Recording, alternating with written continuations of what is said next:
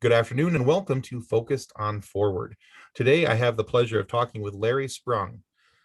The reason why we're talking to Larry is that Larry has had a loss in his family. His brother-in-law took his own life some years ago.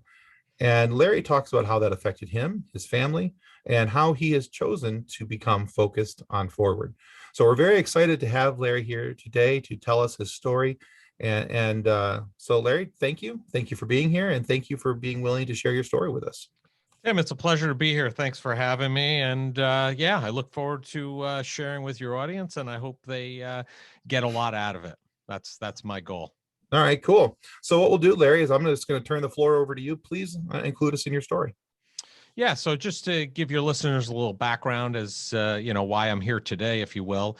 My brother-in-law, Keith Milano, he was diagnosed with bipolar disorder prior to 2004, and unfortunately, he tried and struggled to get well. Myself included, my family, all tried to help him as much as we possibly can or could. My wife used to actually go with him to meetings with his psychiatrist to help him even and lend some support. Unfortunately, just to kind of give you a little preface, leading up to him dying by suicide back in September of 2004, the April prior, he was hospitalized during a holiday weekend. I believe it was Easter weekend. And unfortunately, that had a tremendous effect on him, we think, on his state and where he was feeling and what his prognosis was for the future, because the hospital that he was put on a hold in because he had threatened to potentially hurt himself, because it was a holiday weekend, they decided to condense 2 floors during that weekend, which basically they took a floor for people who suffer from mental illness that were not as exacerbated with their diagnosis, and combine them with folks that were significantly worse than my brother-in-law with regard to their mental state and capacity, schizophrenic, psychotic, things like that. And, we visited him during that weekend. And unfortunately, I remember like it was yesterday, we were sitting at the table and he was looking around and he's like, guys, he's like, this is not going to happen to me. I can't get this bad. And, I think that left an indelible mark upon him in his quest to get well. And in some regards, I don't know if that was a situation where he kind of felt that this was the path he was on, whether he was or he wasn't. I think it left a mark on him, and it left a mark on us too, because we were like, we were very optimistic. We didn't feel that he was going down that path, but again, you never know. He was doing the right things that he needed to do to get help. He was seeing the doctor, taking medications, but he used to describe his illness to us like, if you wake up every morning with the flu and you have 103, 104-degree fever, that's how he felt. He felt like his body hurt, he ached. And he was a young guy, 27, very well built, used to go to the gym religiously and, worked out consistently. And unfortunately, when September rolled around, he ended up dying by suicide. And, we're talking about a guy which, isn't uncommon to a lot of folks that you hear these stories about. He was the life of the party. Unlike other diseases that are Right. out there, like cancer, for example. If somebody has cancer, you can tell there's something wrong at some point when they're going through treatments or having radiation or something like that. But when it comes down to mental illness, it's very difficult to see that physical, issue. So Absolutely. Yeah. people didn't realize anything was wrong with him, Right. Right. Lack of clear physical signs. Correct. He was the life of the party. Like I said, he'd go out to the Hamptons here on Long Island on the weekends during the summer, go out to the Bordy Barn, which is a very popular place, and he'd dress up as Superman. And, to this day, we still run into people that's, when they're like, oh, yeah, I know Keith. He, used to dress up as Superman. They knew him as such. So, it left an indelible mark, obviously, on everybody. And unfortunately, for whatever reason, he felt like there was no there was no way out. And unfortunately, he died by suicide. And then it came to a point where we had to start moving forward and focus on forward, like your show is called, and figure out where do we go from there. Okay. So what was the now, and this may seem like a pretty obvious question, but I'm going to ask it anyway. What was the initial impact to you and your family? Well, I wish I could tell you a definitive answer to that, right? Because as I think back and I've thought about it a lot, it's, a bit of a blur, right? As Sure. far as how that all happens. But, for me personally, I can tell you that I never was exposed to somebody who had mental illness and then eventually died from that mental illness. Meaning I was never really exposed to somebody personally that died by suicide. And to me, I never made the connection, I don't think, up until that point, that somebody can die from mental illness. Okay. And that had an impact on me. And I think other family members, obviously, there's a void there. You start going through the process of could we have done things differently? Was there any stone that we left unturned? And arguably, we've gone through that a number of times over the years. And the reality is we really did everything that we possibly could, up until to and including my wife and I spoke to my brother-in-law the night of, or the night before, however you want to look at it. He called our house that evening, and I had a conversation with him, and so did my wife. And then he was gone the next morning. So, I think you start doing all those normal things, looking back, what could have been done differently. And I think that the only thing that potentially my wife and I have ever come up with that, what knowing what we know now, what would we have done differently? The only thing potentially would have been to really push him into some kind of treatment center, some private pay, which has a lot of challenges, right? You have a Hmm. challenge of being able to afford it and pay that bill, which Right. sure we would have figured out a way to do that part. But even harder than that is finding the right place, Correct. which is hard to navigate, and then finding the right place that also has a bed available and has an opening that he would be able to go to. And when you put those three things together, it becomes quite the challenge to really Yes, it does. find a location. Yeah. And looking back, my wife was in the process of trying to find a place, but we couldn't. And that's probably the only thing we would have done differently, looking back. And the reality is, it may or may not ended up in the same result when all said and done. Who knows? Because I can't, I wasn't in his head to explain what he was feeling beyond what he told us. Like, for example, waking up every day and feeling like he had 103, 104 fever and the flu. Yeah.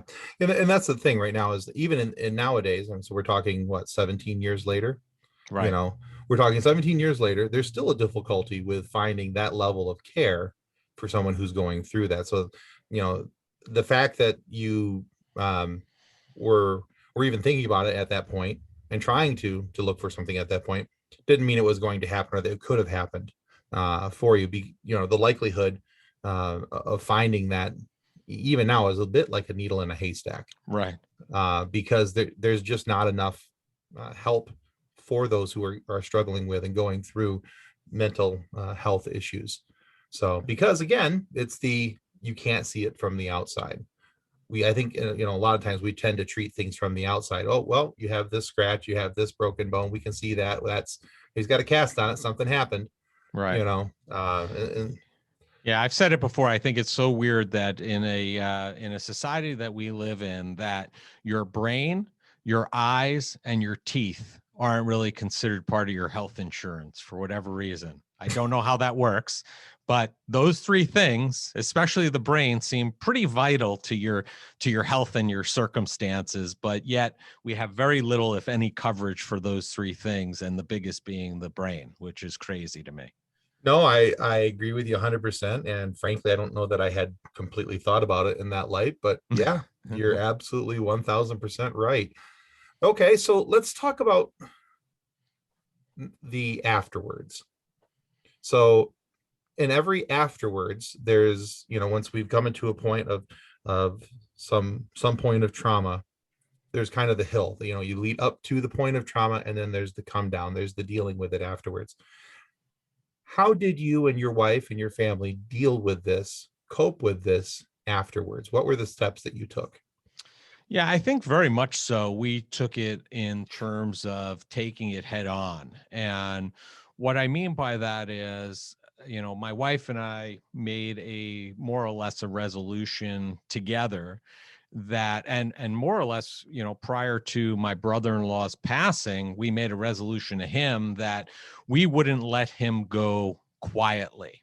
And what I mean by that is that, if we had a situation where, it was a fatal result like we did, that we were going to tell everybody his story that we possibly could.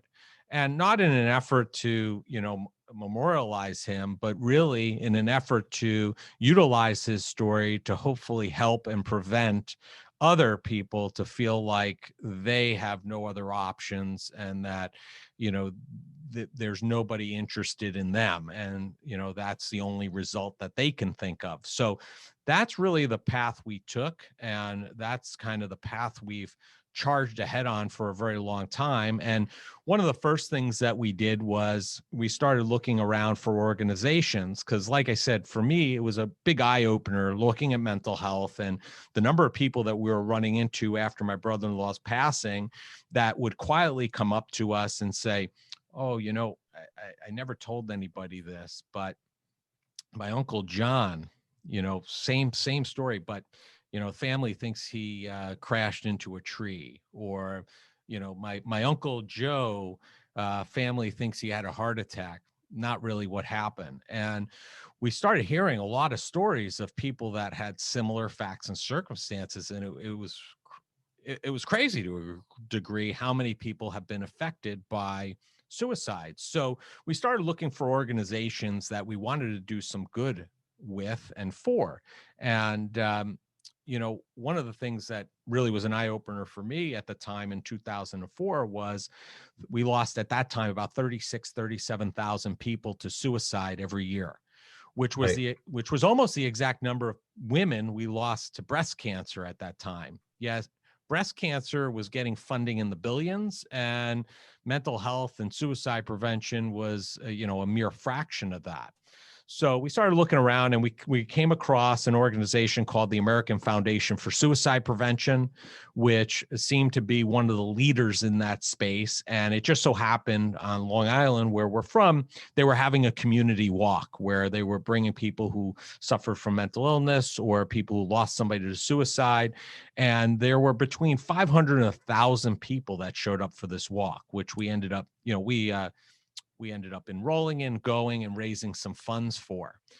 We had a great number of people that came out to support us. So we felt like we had a lot of support as a family. And from the organization itself, it really opened our eyes as far as realizing how many people are actually affected by mental health and suicide.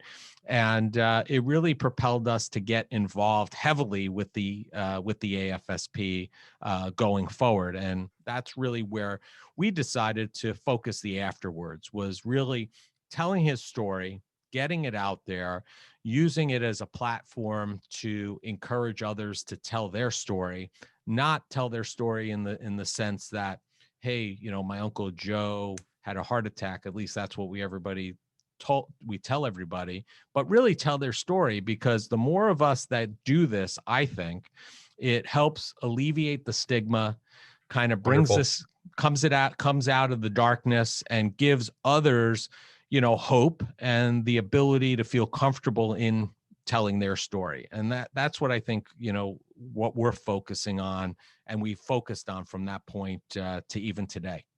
Oh, that's great. When we started this show, I started it because of what happened with my daughter in the hospital and all that stuff. But coming out of it, I thought, well, hey, let's talk to other people who have gone through some stuff in their life, and we'll talk about that. To be honest with you, when I started this show, mental health and mental health awareness was not even on the radar, for me anyway.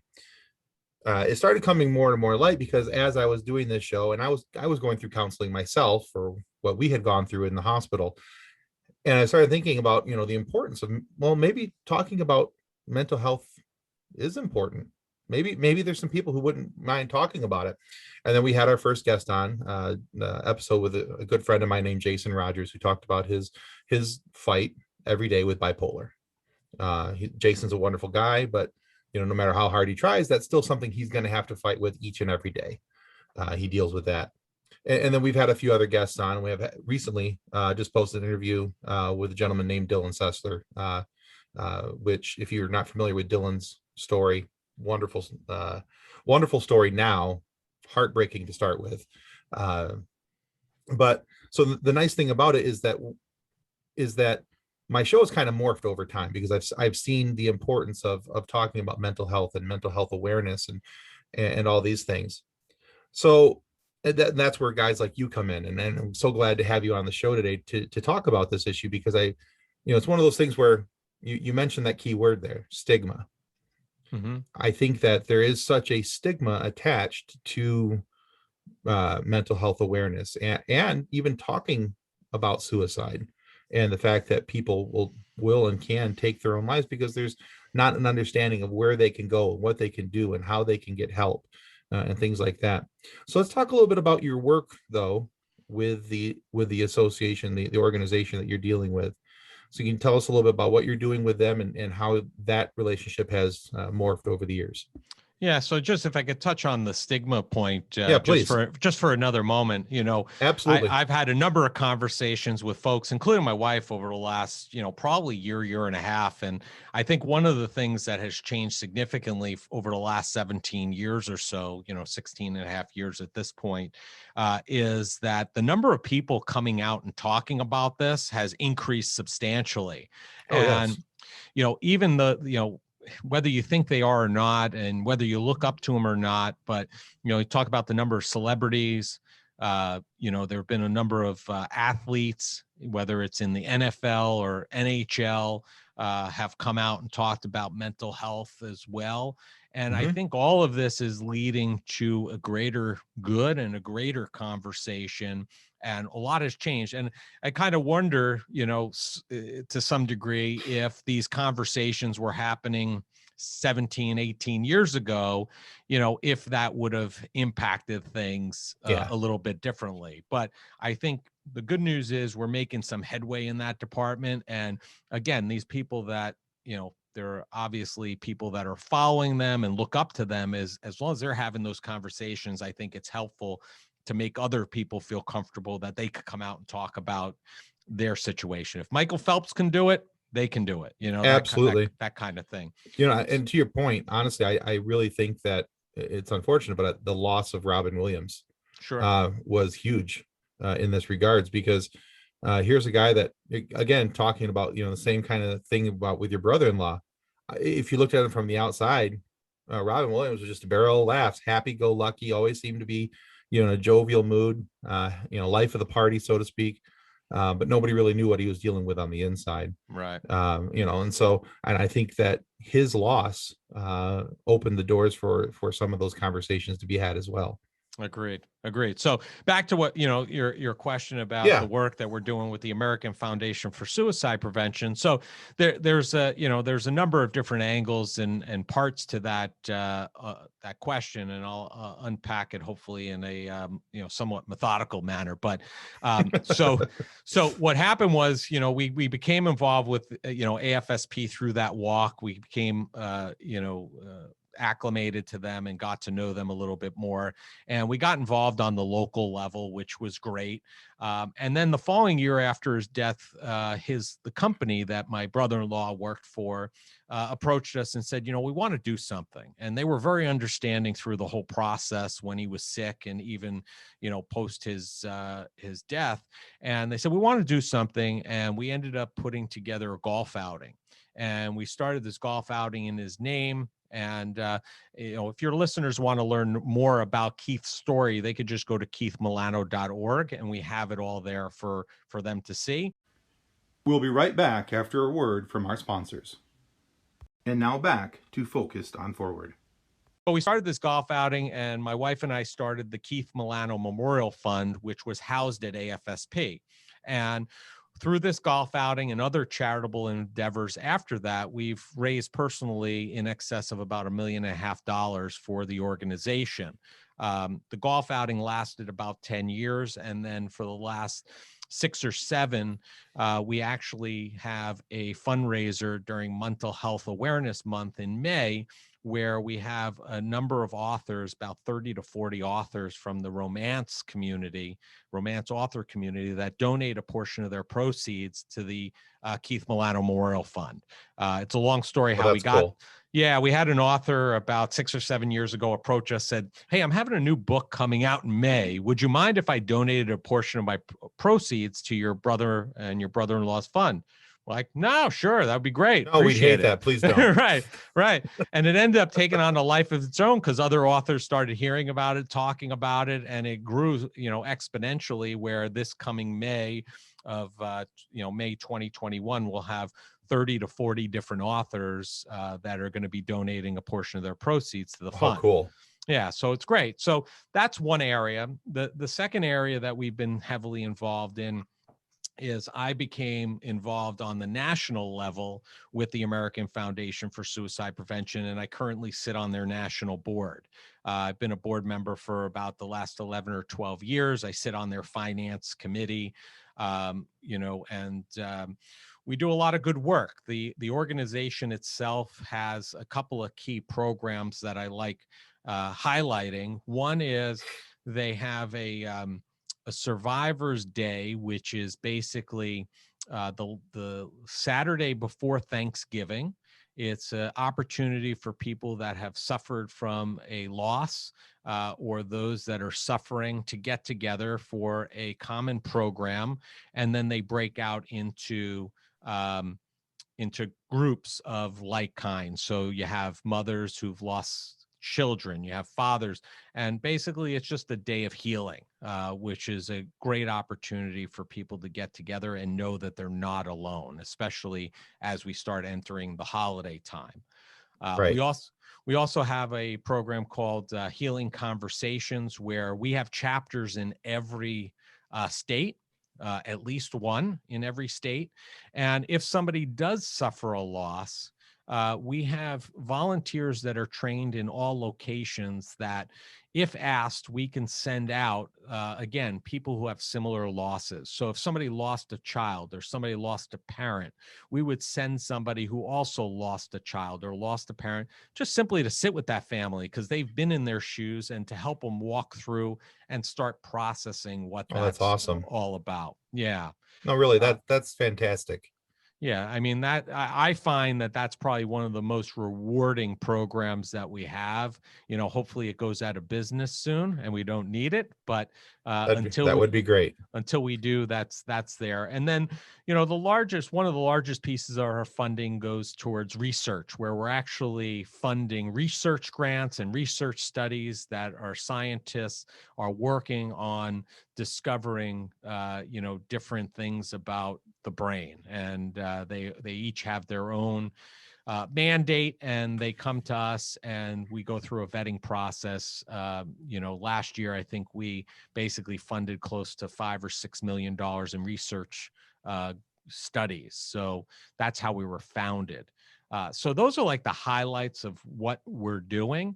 I think that one of the initiatives that they have right now, which is really exciting, is they are in the process of what's called Project 2025, which is they've made an audacious goal to lower the suicide rate by 20% by the year 2025.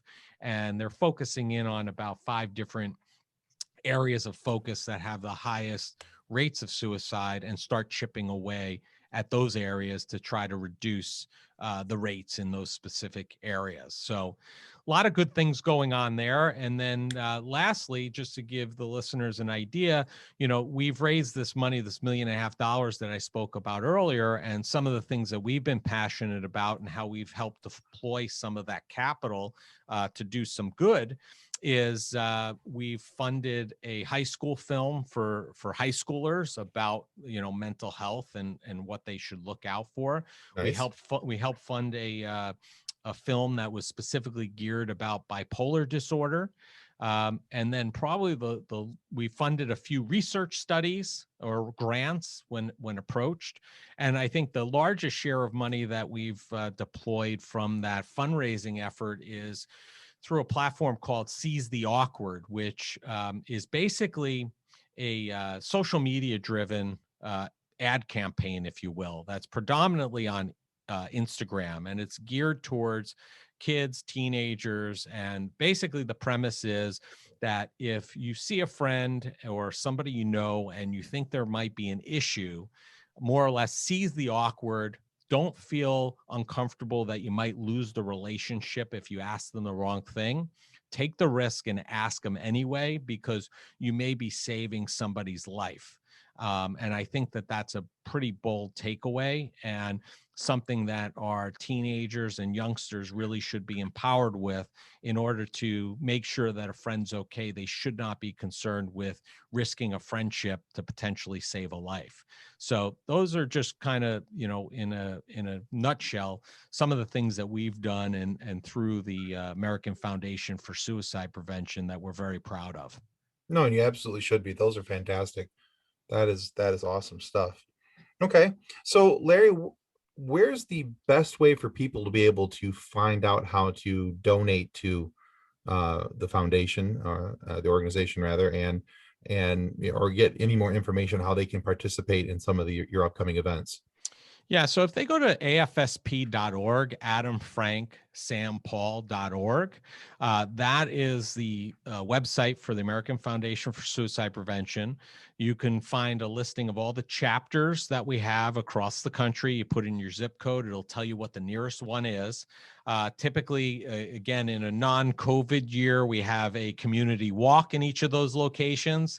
Everything's been converted to virtual. But there are still opportunities for people to get together and have those conversations and raise money. There's obviously donation links right on there. And then, if you want to learn more about, Keith's story, keithmilano.org, and there's a donate now button there as well, that you can make a donation directly to the memorial fund that's held at AFSP as well. Okay, excellent. Well, when we post this, I'll make sure that we include those links so people are able to find them and hopefully donate a little bit as well. That'd be awesome. Sure. Okay, so I have a couple questions for you that I like to ask every single guest that's ever graced the microphone here. So, looking back over the entirety of your story, with Keith, and then also post Keith, what is the greatest lesson that you have learned?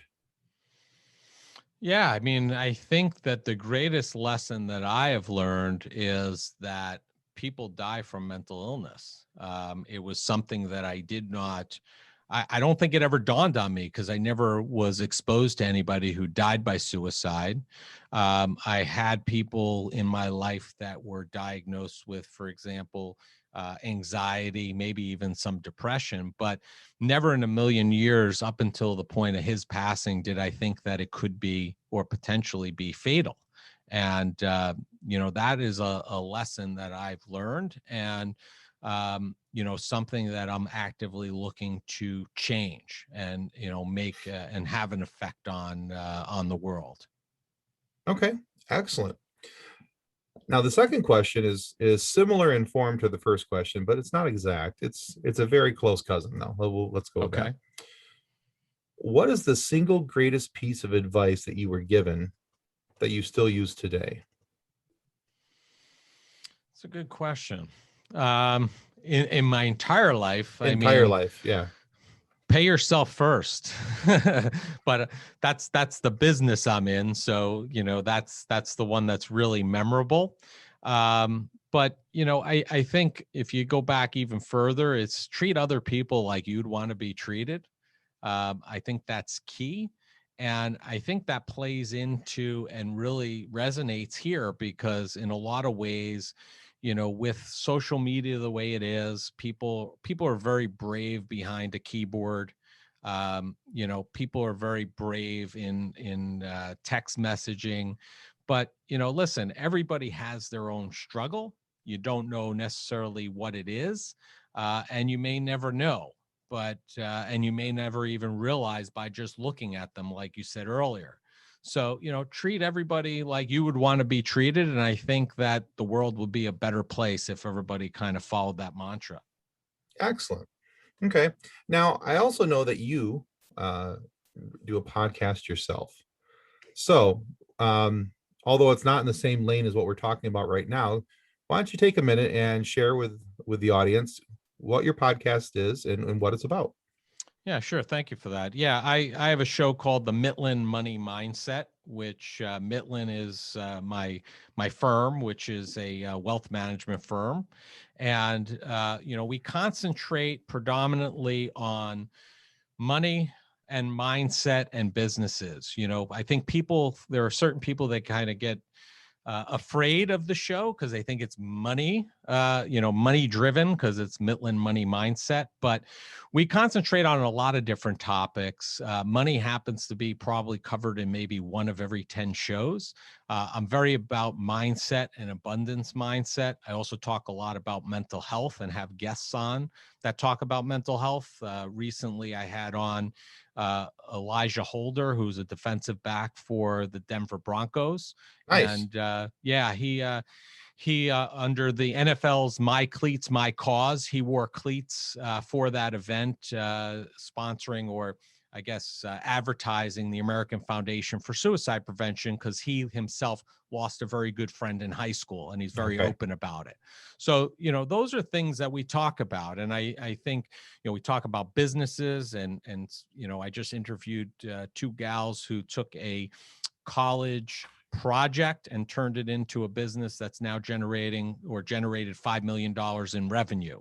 And they're Wow. 25 years old. And what was the mindset in order to take a college project and actually implement it? So Right. Right. all good stuff. And, we will have a focus in the month of May on mental health because I think that's important. And that's a huge passion of mine. So Absolutely. tune Sure. in. And if you like what you hear, leave us a comment, leave us a review. I'd love to have them. Yeah. Now I did notice too, because I did a little bit of light stalking, uh, that you're having on Manon Riom. And We are. I'm pretty sure I just slaughtered her name and I feel really bad about that. Um, but yeah, she was for those who aren't sure who that is, that's the only woman to ever play goaltender or any position in the NHL. She played for the Tampa Bay Lightning for a while. And yeah, so it's a pretty interesting story. So what will you be talking with Manon about? We talked with Manon about what it took to be the first female in the NHL and to sign a contract, and how she kind of paved the road for the growth with regard to women's hockey and Excellent. the growth of women in sports in general. I mean, if you look at now we're 20 years, 20 plus years removed from that event. And now, you saw a female referee in the Super Bowl. Mm-hmm. We're seeing females take, seats in very high places within sports organizations. There's been this like crash through the glass ceiling in industries and areas where they were predominantly male driven, and now you're seeing a lot of female presence. And Yeah. if you really draw the lines back, a lot of it goes back to 1997 when she signed that contract with the Tampa Bay Lightning. Oh, absolutely. Yeah, we're in a pretty cool time where we're getting to see a lot of this stuff kind of happen. And And, for someone who's raising a daughter, Hmm. how cool is it to be able to say, look, that may have been an issue before, but look what you can do. Right. There's nothing stopping you. There's nothing holding you back. So, the chance for them to be able to say, I can live that dream as well. So how cool is that? It's all So good stuff. Yeah. yeah, absolutely. Absolutely. Well, Larry, I just want to say thank you for stopping by today and having a chat with us and talking with us. We're so glad to have had you. It's been a pleasure, Tim. And, for all your listeners out there, if they're affected themselves or know somebody who's affected, the only thing I will tell them is, say something. It's okay. There are people that will listen, and they're going to listen without judgment. And the whole idea is just go and get the help and the support that you need. And just like anything else, if you do what you need to do, you can get through it. And focus on the forward is what I would tell them. So thank you again for the time and the opportunity. I appreciate it. Yeah, absolutely. Yeah, this is a very big thing that people need to pay closer attention to. If you are struggling though, and you're listening to this and you're identifying some things in yourself that you're struggling with, we want to make sure that you do know that there is help available. You can call anytime, 24 hours a day, 1-800-273-8225. That's the suicide prevention hotline. Someone will be there. They'll talk to you. They don't judge you. They don't, they care, but they don't care why you called. They care that you did call. So make sure that if you need that number again, it's 1-800-273-8255. So thanks everyone for listening. And that's going to conclude us today for Focused on